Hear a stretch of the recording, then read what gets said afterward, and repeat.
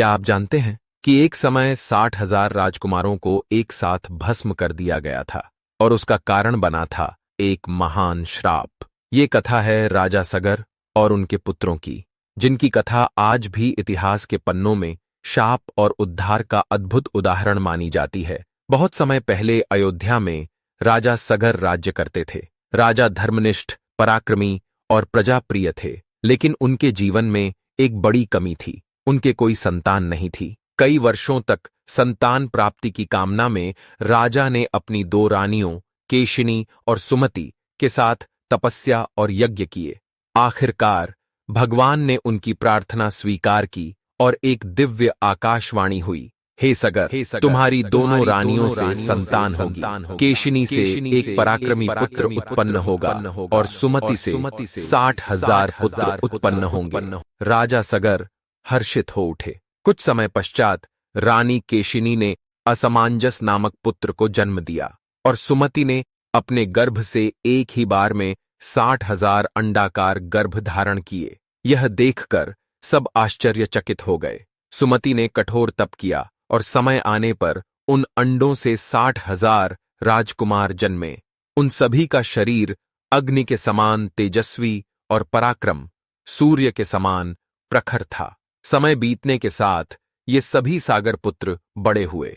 उनमें बल था, सामर्थ्य था, परंतु विनम्रता और संयम का अभाव था। अत्यधिक शक्ति ने उनमें घमंड और उन्माद पैदा कर दिया। इसी दौरान राजा सगर ने एक महान अश्वमेध यज्ञ का आयोजन किया। यज्ञ अलाज का घोड़ा पूरे आर्यावर्त में छोड़ा गया ताकि कोई उसकी चुनौती स्वीकार करे, लेकिन वह घोड़ा अचानक गायब हो गया।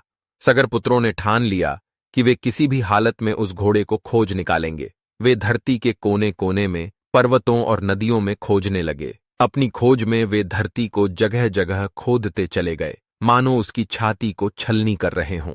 उनकी यह उतावली और उग्रता धरती माता को कष्ट देने लगी। देवता भी चिंतित हो उठे कि यदि सागर पुत्र इसी प्रकार चलते रहे तो सृष्टि का संतुलन बिगड़ जाएगा। आखिरकार सागर पुत्रों ने देखा कि वह यज्ञ का घोड़ा कपिल मुनि के आश्रम के बाहर बंधा हुआ खड़ा है। यह दृश्य देखकर वे क्रोध से भर उठे।